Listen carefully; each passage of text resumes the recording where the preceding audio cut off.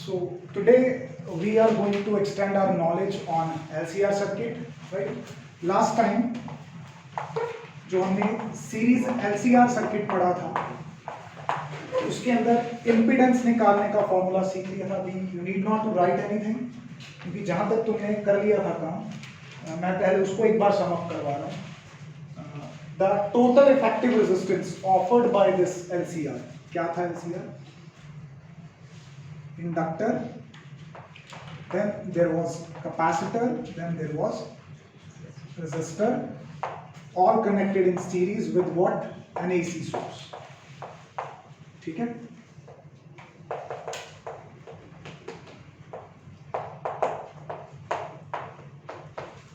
We came to know that the total effective resistance offered by all of them is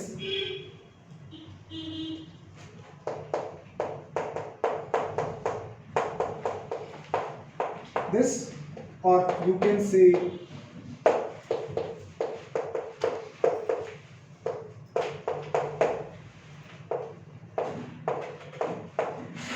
is equal to this, right? For the first time you have come to know कि जो किसी circuit का total resistance है वो इसके components के resistance के अलावा भी किसी चीज पे डिपेंड करता है। See in the expression, R L और सी के अलावा ओमेगा भी है एक्सप्रेशन में। What is omega? Frequency of the current sent by this source. What is omega? Frequency of the current sent by this source. पहली बार किसी बाहर वाले फैक्टर के ऊपर भी रेजिस्टेंस डिपेंड कर रहा है। This is a strange thing to understand. And you know that what is the current flowing in the circuit? That is E by Z. कोई डाउट नहीं है इस चीज? If the Z depends on omega and I depends on Z, can I say I depends on omega also? If the X depends on Y and Y depends on Z, can I say X depends on Z also? Is this true? इसका मतलब जो current है वो frequency के साथ very करेगा, ठीक है? So you would be excited to know कि कैसे वेरी करेगा, what is the graphical variation of that, ठीक है? तो उसकी ग्राफिकल वेरिएशन अगर मैं स्टडी करना चाहता हूं तो वहां से होगा क्या? I would utilize this concept in radios and transistors. कोई रेडियो या ट्रांजिस्टर किसी सिग्नल को प्ले कब करता है? वो किसी सिग्नल को कैप्चर करता है, उस सिग्नल की वजह से उसके अंदर एक करंट दौड़ता है, वो करंट की वजह से वो हमें साउंड देता है। This is how the transistor works at the first layer. Simply it receives the signal, signal की वजह से करंट जाएगा एक, उस करंट की वजह से ये प्ले करेगा कुछ ना कुछ। बट अगर आपको एक ही चैनल प्ले करना है, there must be one particular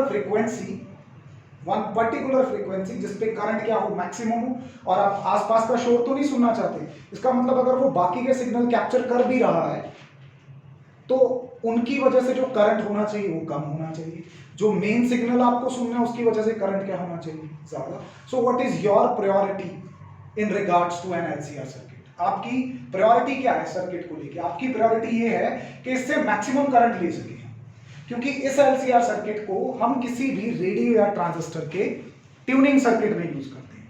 हर एक रेडियो, इवन रेडियो नहीं, जहां पे भी चैनल्स का कॉन्सेप्ट है, whether it is your television और व्हाट, जहां पे भी चैनल्स चलते हैं, ठीक है, वहां पे अलग अलग फ्रीक्वेंसी होती है। हर एक चैनल की अपनी एक फ्रीक्वेंसी है।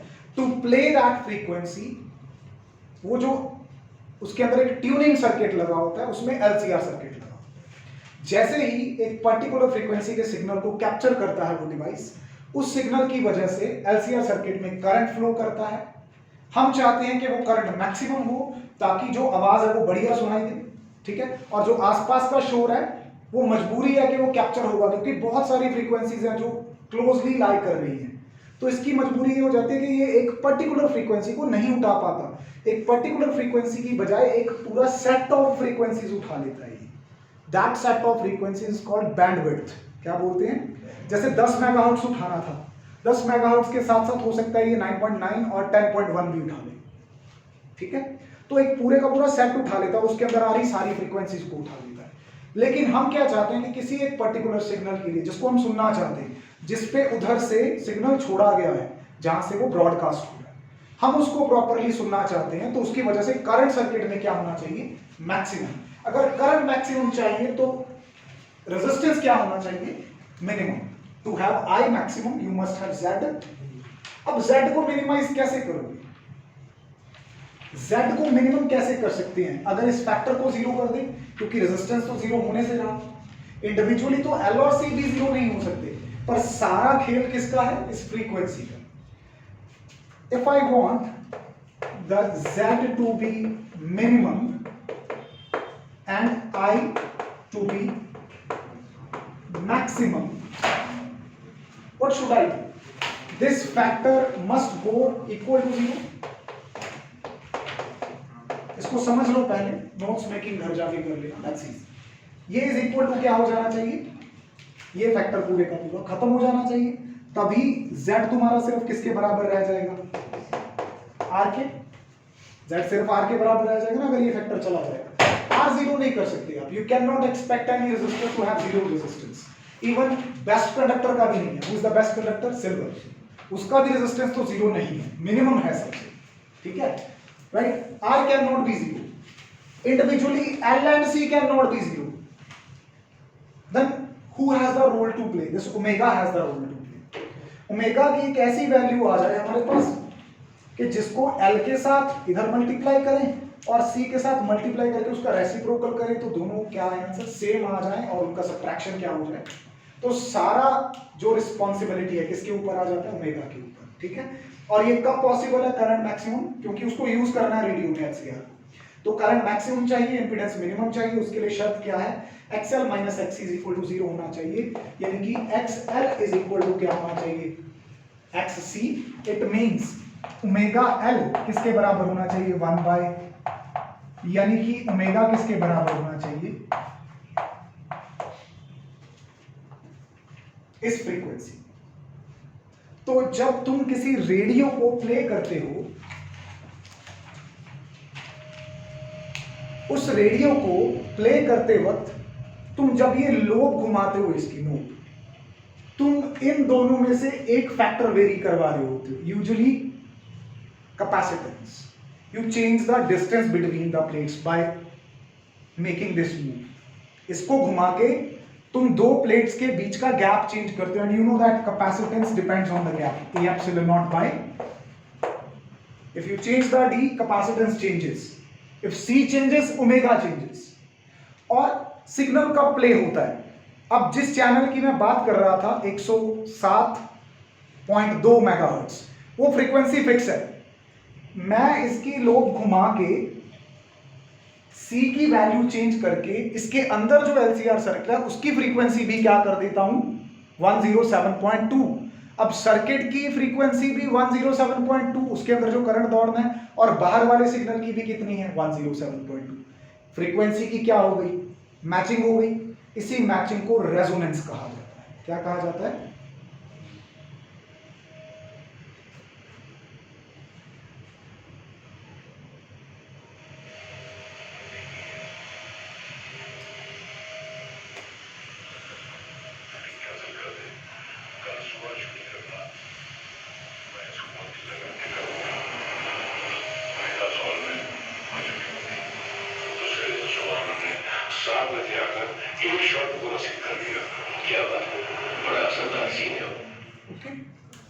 this is what you do with this loop, to basically change C to make the frequency of your LCR just equal to the frequency of the signal outside। और ये उस जब ये मैचिंग हो जाती है, इस सिचुएशन को बोलते हैं रेजोनेंस। उस फ्रीक्वेंसी के लिए इस सर्किट की फ्रीक्वेंसी भी आपने सेम कर दी, तो उसके एंटेना उन सिग्नल्स को कैप्चर करते हैं और उसकी वजह से सर्किट में मैक्सिमम करंट फ्लो करता है। वो करंट की वजह से क्या पैदा होती है, इसके स्पीकर्स में आवाज पैदा होती है। लेकिन हमने प्रैक्टिकली ये सुन लिया है कि वो सिग्नल अकेला प्ले नहीं होता, उसके साथ वो जो नॉइस आता है वो भी आ रहा है, लेकिन उसकी आवाज कम है। जब इसको प्रॉपरली यहाँ पे ट्यून कर देते हैं, इसको ऐसा करने को क्या बोलते हैं, ट्यूनिंग करना। किस किस की ट्यूनिंग करना, सर्किट की और सिग्नल की फ्रीक्वेंसी की ट्यूनिंग करना, एक सुर में करना उसको, ठीक है। This situation is called resonance. तो now we want to see how does current vary with the resonant frequency, और इस फ्रीक्वेंसी को कौन सी फ्रीक्वेंसी बोला जाता है? Resonant frequency. This is how you utilize physics in your daily life. बात समझ में? अभी अब what do you want? You want कि ये एक सिग्नल को प्रॉपरली प्ले करे और बाकी सिग्नल्स के लिए करंट इतना कम हो कि अगर आवाज आनी भी है तो बहुत थोड़ी है, बहुत कम है। मैं एक मेन आवाज को सुनना चाहता हूं, वही जो फ्रीक्वेंसी मैचिंग पे मिलनी चाहिए मुझे। तो ये कितना बेटर प्ले करेगा, how better will be the reception of a signal on the radio, that depends on the, किसके ऊपर डिपेंड करता है?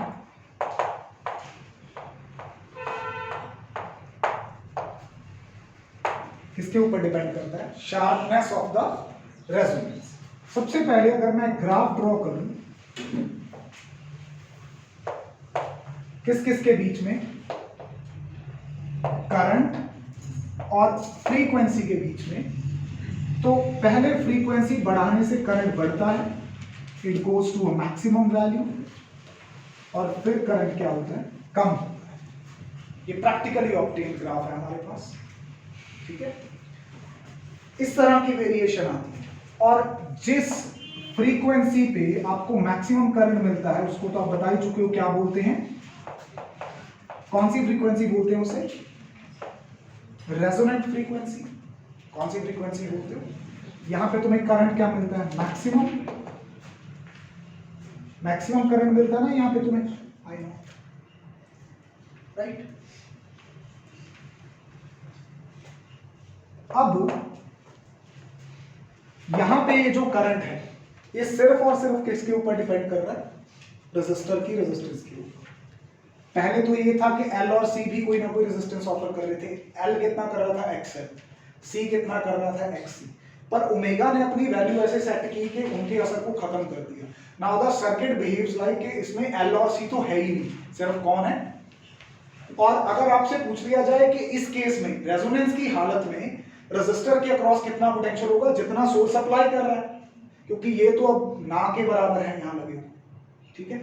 तो अगला सवाल ये आ जाता है कि अगर ये कर्व सिर्फ R के ऊपर डिपेंडेंट है, ठीक है, तो उसके बाद मैं चाहता हूं कि ये करंट मैक्सिमम रहे और बाकी के जो सिग्नल्स हैं उनके लिए करंट मिनिमम रहे, तो आप उसके लिए क्या डिफाइन करते हो? Sharpness of resonance.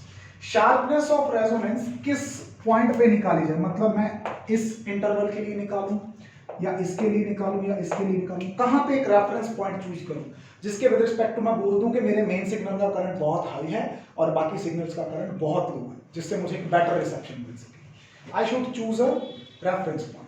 अच्छा, सर्किट में जो ओवरऑल करंट दौड़ता है उसको कौन सा करंट बोलते हो? तीन चीजें पढ़ी थी हमने शुरू में, एवरेज करंट ओवर, कौन सा? सही बोल रहे थे, मैंने आर सुना था कुछ।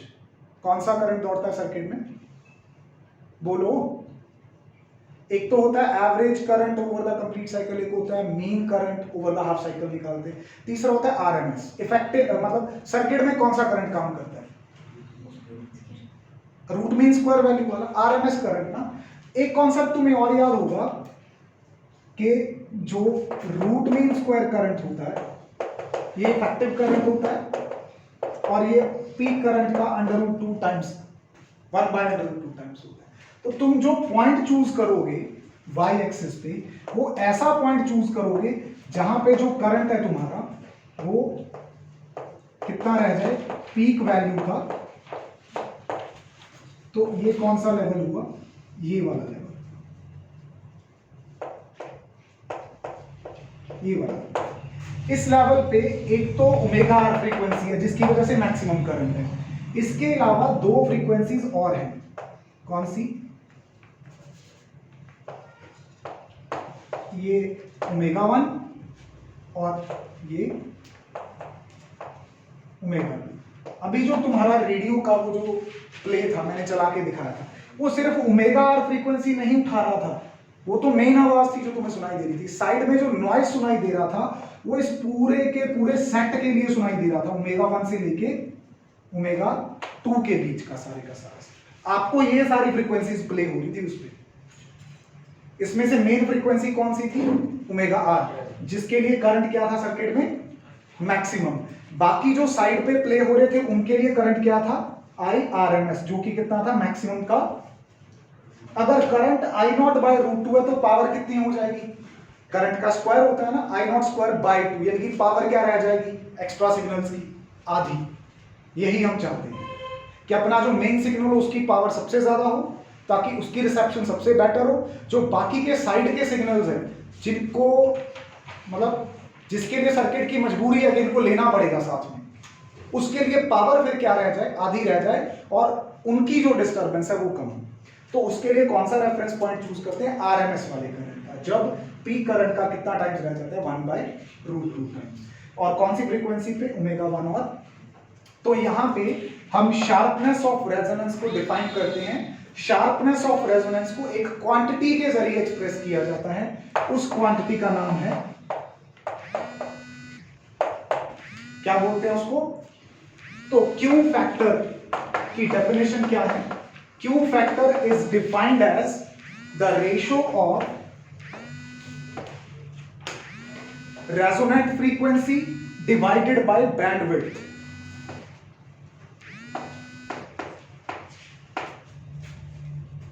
Resonant frequency divided by bandwidth. लिख लो इसको साथ में चाहे।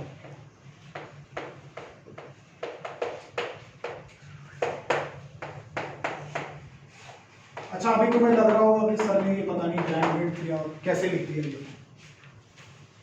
What do you expect, what do you want from your transistor? तुम क्या चाहते हो? वो एक फ्रीक्वेंसी उठाए या एक सेट ऑफ फ्रीक्वेंसीज उठाए?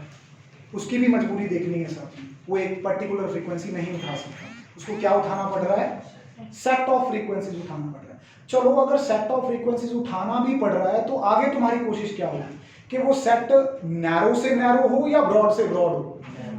नैरो से नैरो जितना हो सके उतना हो। क्यों? क्योंकि जितना वो सेट नैरो होगा उतनी कम फ्रीक्वेंसीज आएंगी, उतनी कम साइड में डिस्टर्बेंस होगी। ये तो बात पक्की है ना? इतनी बात समझ रहे हो मेरी? तो इसका मतलब ये है कि the betterment of the reception of the signal is inversely proportional to the bandwidth. क्या मैं यहां पे वही नहीं दिखा रहा? Sharpness of resonance is inversely proportional to bandwidth और Q factor is inversely proportional to bandwidth. जितनी बैंडविड्थ कम होगी उतना क्यू फैक्टर और शार्पनेस ऑफ रेजोनेंस ज्यादा होगा। जितना शार्पनेस ऑफ रेजोनेंस या फिर इसका दूसरा नाम क्या है? क्यू फैक्टर, वो ज्यादा होगा उतना रेडियो अच्छे से चलेगा। तो सीधी सी बात है, किसी भी रेडियो की एक बेटर रिसेप्शन उसकी किस वैल्यू पे डिपेंड करती है? क्यू फैक्टर पे डिपेंड करती है। Higher the Q factor better is the radio और better is the reception of the signal. Reception का मतलब उसका प्रसारण, उसका प्ले होना वहां। तो ये बैंडविड्थ 2 डेल्टा ओमेगा कैसे आई? फिर ये भी पता लगना चाहिए। उसको मैं साइड पे करके दिखा देता हूं। देखो, ओमेगा 1 जो है, बोर्ड पे ध्यान से देखना होगा, ओमेगा 1 जो है वो ओमेगा आर से थोड़ा सा कम है। जो ओमेगा 2 है वो ओमेगा आर से थोड़ा सा ज्यादा है। लेट्स से वो कितना कम या कितना ज्यादा है? डेल्टा ओमेगा कम या डेल्टा ओमेगा ज्यादा है। इसका मतलब ultimately what is omega 1? That is omega minus delta omega, कम है ना उससे। डेल्टा ओमेगा 2 क्या होगा? अब तुम्हें दोनों को क्या करना है? Subtract omega 2 minus omega 1। अच्छा, शुरू में एक काम मैं और भी कर सकता हूं। पहले अगर मेरे को लिखना है तो मैं यहां पे ऐसे लिख देता हूं, ओमेगा 2 माइनस ओमेगा। चलो, ये यहां पे बैंडविड्थ लिखना है तो बैंडविड्थ लिख दो, नहीं तो डिफरेंस ऑफ फ्रीक्वेंसीज। ठीक है, आगे ओमेगा 2 माइनस ओमेगा 1 करके देखो क्या आता है। करना जरा यहां पे omega R plus delta omega minus omega R plus delta omega, यही हो जाएगा ना जब मैं ब्रैकेट ओपन करूंगा। What did you get? Delta omega plus delta omega कितना आ गया? तो वही मैंने शुरू में लिखा था। और 2 डेल्टा ओमेगा को क्या बोलते हैं, डेल्टा ओमेगा को क्या बोलते हैं, बैंडविड्थ को क्या बोलते हैं, what is bandwidth, the set of frequencies that the transistor is picking up from the air. हवा से जो सेट ऑफ फ्रीक्वेंसीज एक ट्रांजिस्टर उठा रहा है प्ले करने के लिए, उस सेट की विड्थ को बैंडविड्थ बोला जाता है। ये चीज है।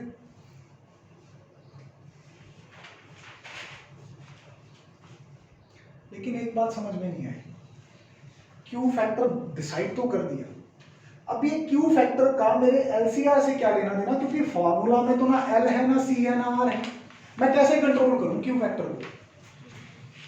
इसका मतलब अभी कोई डेरिवेशन करनी पड़ेगी जिसमें, चलो रेजोनेंट फ्रीक्वेंसी तो एलसीआर से ही रिलेटेड है, ये तो वही है।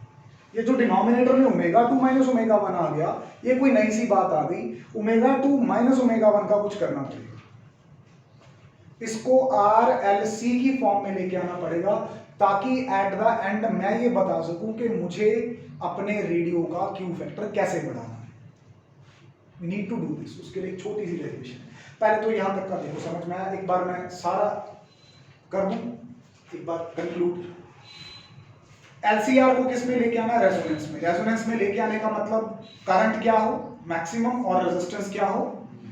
एक एलसीआर सर्किट रेजोनेंस में कब आता है, जब एक्सएल और एक्ससी क्या हो जाते हैं, मतलब रेजिस्टेंस ऑफर्ड बाय इंडक्टर किसके बराबर हो जाता है, रेजिस्टेंस ऑफर्ड बाय कैपेसिटर के। और उस केस में सर्किट का जो इंपीडेंस होता है वो किसके बराबर रह जाता है, सिर्फ रेजिस्टेंस के। मतलब सर्किट कैसे बिहेव करता है, जैसे उसके अंदर एल और सी लगे ही नहीं हुए, सिर्फ क्या लगा हुआ है, आर लगा हुआ है। और ये तब जाके होता है जब फ्रीक्वेंसी की वैल्यू क्या होती है, 1 बाय अंडर रूट। कब होती है, जब जाके फ्रीक्वेंसी की वैल्यू 1 बाय अंडर रूट। अगर यहाँ पे वो वैल्यूज भर दे तो ये सब कुछ क्या हो जाएगा, ओमेगा की वो वाली वैल्यू भर दे तो सब कुछ क्या हो जाएगा, ये वाला फैक्टर खत्म हो जाएगा, सिर्फ क्या बचेगा, अंडर रूट के अंदर आर स्क्वायर, यानी कि z किसके बराबर आ जाएगा। अब जब हम रेडियो पे वो नोब घुमाते हैं, हम बेसिकली एल या सी में से किसी एक फैक्टर को चेंज करते हैं। ज्यादातर कौन सा, सी फैक्टर, कैपेसिटेंस, प्लेट्स के बीच का gap, distance of the gap between the plates change करके हम ओमेगा आर को सेट करते हैं। जैसे ही ये एलसीआर की फ्रीक्वेंसी, एलसीआर के अंदर दौड़ रहे करंट की फ्रीक्वेंसी सिग्नल की फ्रीक्वेंसी से मैच करती है, resonant frequency of LCR match करती है सिग्नल की फ्रीक्वेंसी से, उस कंडीशन को क्या बोला जाता है, रेजोनेंस।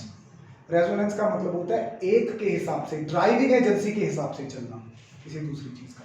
ड्राइविंग एजेंसी कौन है, वो सिग्नल, उसके हिसाब से किसको सेट करना है, सर्किट को।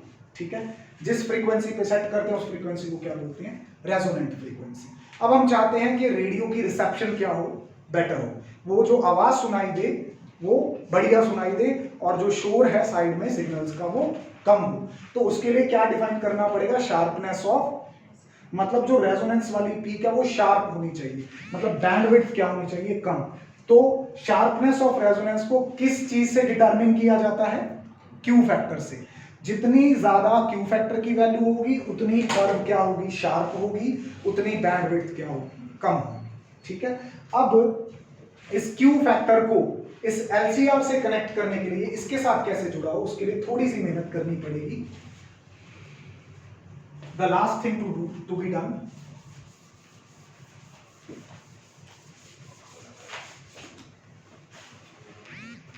उसको बोलते हैं एक्सप्रेशन फॉर क्यू फैक्टर। वैसे ये सबसे कम आया हुआ एग्जाम्स में, लास्ट रिजल्ट जो वहां पे सीधा क्या आता है, क्यू फैक्टर को डिफाइन करना होता है। बात समझ गए। करंट के दो एक्सप्रेशन देख लिए हमने एलसीआर में, एक तो देख लिया ये वाला I is equal to I not by under root 2।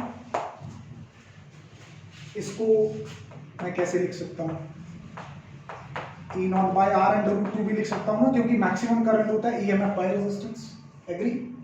अच्छा, दूसरा also from the concept of impedance भी लिख सकता हूं, जो Z होता है वो किसके बराबर होता है,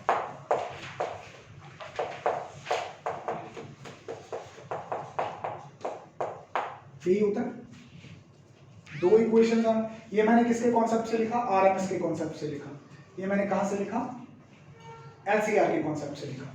दोनों ही एक्सप्रेशंस एक ही चीज की बात कर रहे हैं, ये भी करंट की बात कर रहा है, ये भी करंट की बात कर रहा है। क्या दोनों को कंपेयर कर सकता हूं? लेफ्ट साइड पे तो आई आर आई है, राइट साइड पे न्यूमरेटर सेम है दोनों के, इसका मतलब डिनोमिनेटर मस्ट बी इक्वल। अगर दोनों को कंपेयर करना है, अरे दो डिफरेंट फॉर्मूलाज हैं, बात समझो, दो डिफरेंट फॉर्मूलाज हैं, एक ही क्वांटिटी की बात कर रहे हैं, इसका मतलब उनका सब कुछ मैच करना चाहिए। तो लेफ्ट साइड मैच कर रही है, राइट साइड का न्यूमरेटर मैच कर रहा है, सिर्फ क्या मैच करना बाकी है। तो दिस इंप्लाइज दैट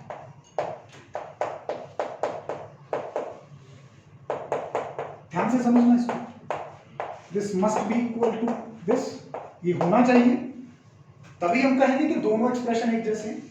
चलो अगर ये है तो स्क्वायरिंग बोथ साइड कर देते हैं।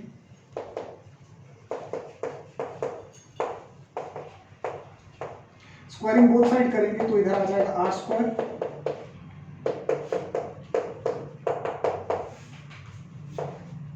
ये चीज बन जाएगी।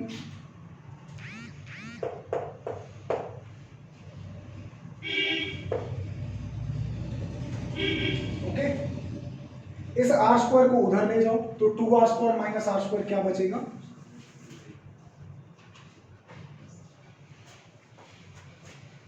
ठीक है।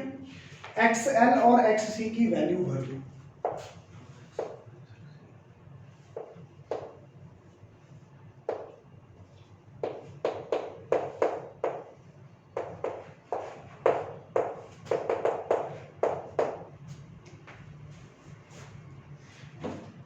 अब फ्रीक्वेंसी के हमारे पास कितने रूट्स हैं, कितनी वैल्यूज है, दो वैल्यूज है, ओमेगा 1 और ओमेगा 2। ये क्वाड्रेटिक इक्वेशन है, तो इस इक्वेशन से अपने पास दो आंसर आने चाहिए, one for omega 1 another for.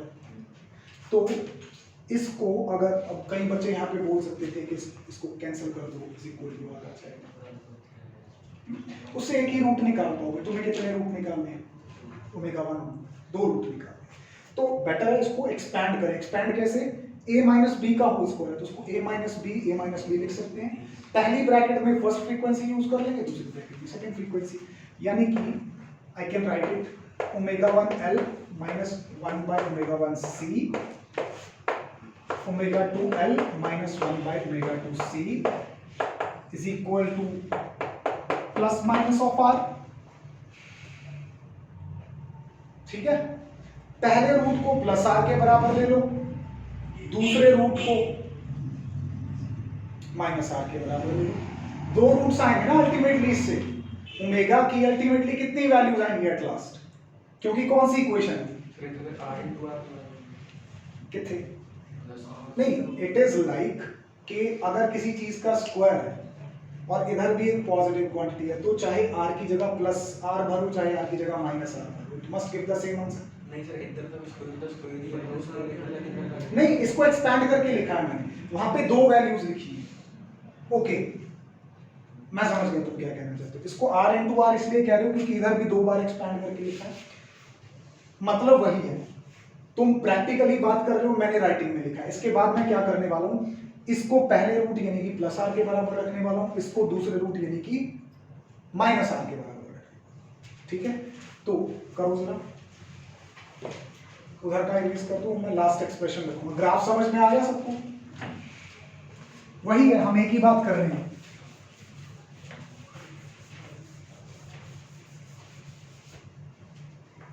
तो omega 1 L omega 1 C is equal to plus R, और दूसरा है omega 2 L minus 1 by omega 2 C is equal to minus are.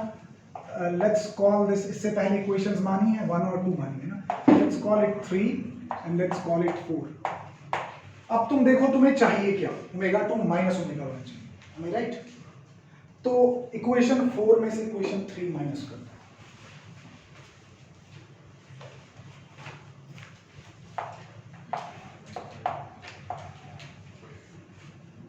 पहले एक बार ऐड भी कर लें इसको। अच्छा, अगर ऐड करते हैं, पहले ऐड कर दो, ऐड 3 एंड 3। अगर 3 और 4 को ऐड करूंगा तो लेफ्ट साइड से लेफ्ट साइड ऐड होगी, किसी के साइन पे कोई फर्क नहीं पड़ेगा क्योंकि ऐड किया है। ओमेगा 1l प्लस का है, ओमेगा 2l प्लस का है, तो दोनों अल्टीमेटली प्लस होंगे, तो दोनों से कॉमन क्या निकलेगा? Very good. तो थोड़ा सा अगर दिमाग में सॉल्व कर लेंगे ना तो एफर्ट थोड़े कम हो जाएंगे। अच्छा, इधर किसको ऐड करना है? Minus 1/ω1c minus omega 1/ω2c, क्या कॉमन है? और अगर मैं माइनस भी कॉमन निकाल लूं बाई चांस, तो ये मेरे पास बनेगा 1/ω1 plus 1/ω2। Agree on this? Is equal to R plus minus R. Cancel हो गए? नहीं तो लिख लो 4 स्टेप्स, पर मैथमेटिक्स है, थोड़ा दिमाग में सॉल्व करना सीखो। साइंस उसके पीछे की हम सीखते जा रहे हैं, ठीक है? ऐसे नहीं है कि मैथ्स है तो उसको लिख लिख के रफ में कर लो। एग्जाम में जो तुम्हें एक्सप्रेशन लिखना होगा वो बहुत ही कॉम्पैक्ट रखना होगा। इधर अगर एलसीएम लोगे तो क्या मेरे पास यही चीज बनेगी?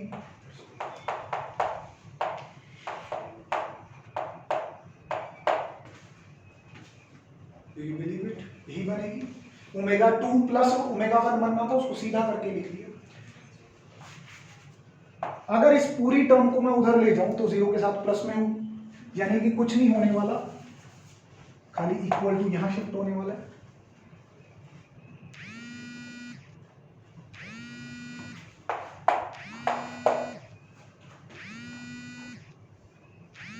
क्या आ जाएगा?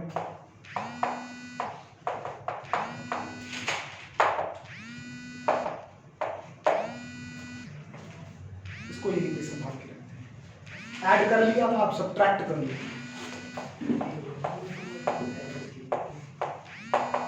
और सब्ट्रैक्ट ध्यान से करना। तुम्हें चाहिए क्या? Omega 2 minus omega 1। ओमेगा 2 किस में दौड़ रहा है? क्वेश्चन 4 में। ओमेगा 1 तो 4 माइनस 3 करें, करो। वैसे ही करते हैं, बहुत ज्यादा लिखे बिना, दिमाग भी सॉल्व करते हैं।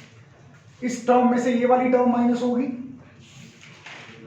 तो ये आ जाएगा omega 2 minus omega 1 outside L. अब ध्यान देना जरा, इस टर्म में से ये टर्म माइनस होगी, तो ये तो खुद माइनस की है, तो माइनस माइनस क्या हो जाएगा? प्लस।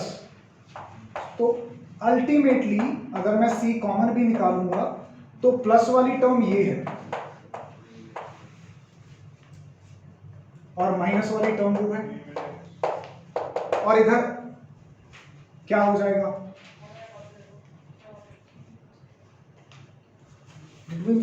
सही किया इसको? देखो एक बार,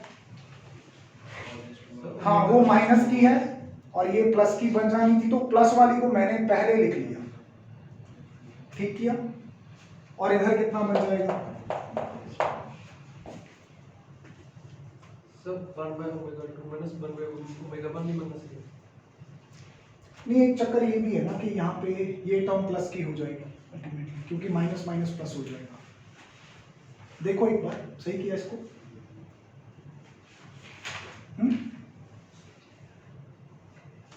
उस तरफ 2r बनना चाहिए था। नहीं, फिर उससे 1 माइनस 2 आ जाएगा, यानी कि कहीं ना कहीं तो एडजस्टमेंट है नेगेटिव की। यहाँ देख लो एक बार, यहाँ तो नहीं, जैसे वो रवि किरण बोल रहा है वैसे होगा, आगे आएगा ये, फिर माइनस कॉमन आएगा यहाँ पे। नहीं ठीक है, ऐसे ही चलने दो, ओके है, सही किया। अच्छा, इसका अगर यहाँ पे एलसीएम लूंगा, omega 2 minus omega 1 by omega 1 है, ओमेगा 2 बनेगा। कर लो इसको, इस बना दूं स्टेप तक, कोई दिक्कत नहीं है किसी को। तुम सिंपली लिख के माइनस करके देख लो ये आ रहा है कि नहीं।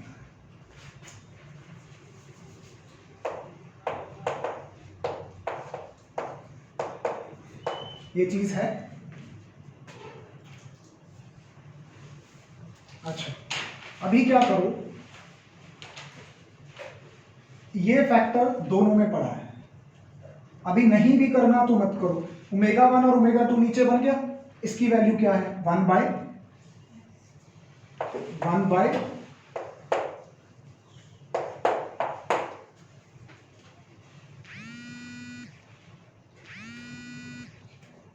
ये एल पलट के ऊपर जाएगा और ये कोई तो दिक्कत है।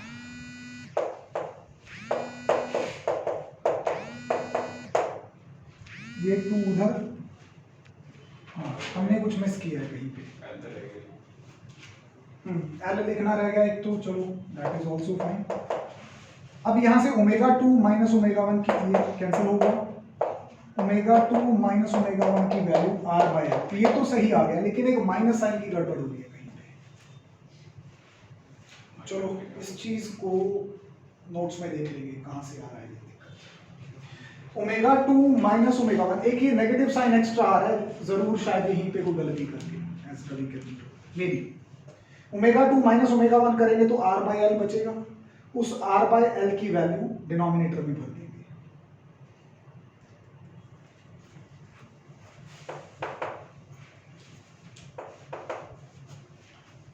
Did we miss any point?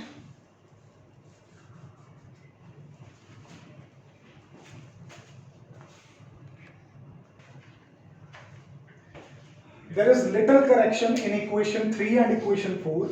Equation 3 में ये जो फर्स्ट रूट है with frequency ω1 which was lower than the resonant frequency, यहां पे नेगेटिव लिया जाएगा, और जब ω2 की बात हो रही है which is the frequency higher than the resonant frequency, वहां पे प्लस वाला रूट लिया जाएगा। इसका रीजन है प्रॉपर एक, जब हम ω1 की बात कर रहे हैं तो रेजोनेंट फ्रीक्वेंसी से कम फ्रीक्वेंसी की बात कर रहे हैं, उस टाइम पे जो कैपेसिटर होता है वो डोमिनेटिंग पार्ट होता है और जो इंडक्टर होता है वो रिसेसिव पार्ट होता है। मतलब इंडक्टर के रेजिस्टेंस की वैल्यू कम होती है और कैपेसिटर के रेजिस्टेंस की वैल्यू ज्यादा होती है, तो सब्ट्रैक्शन क्या आएगी, नेगेटिव आएगी। That is why we have to choose negative root here.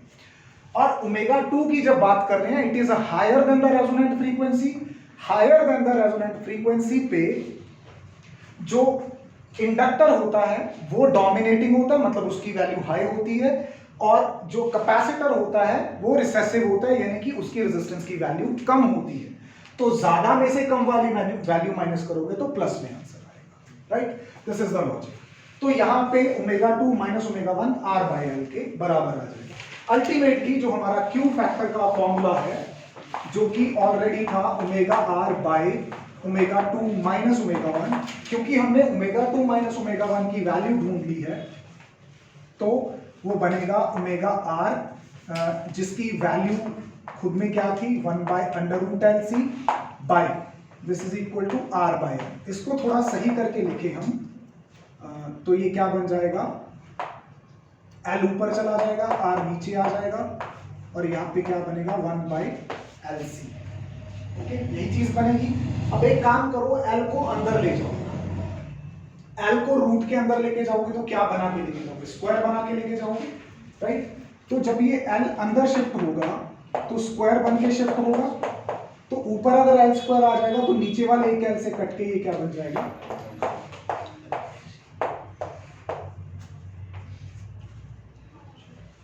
Okay?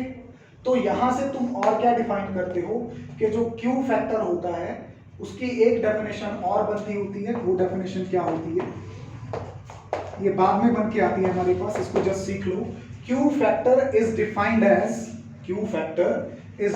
As the ratio, किसकी ratio, potential drop across inductor to the potential drop across resistor, और इट इज डिफाइंड एज, तीन definition हो गई, potential drop across capacitor to the potential drop across, नीचे तो दोनों बार resistor की बात होगी, एक बार उसका कंपैरिजन किसके साथ है,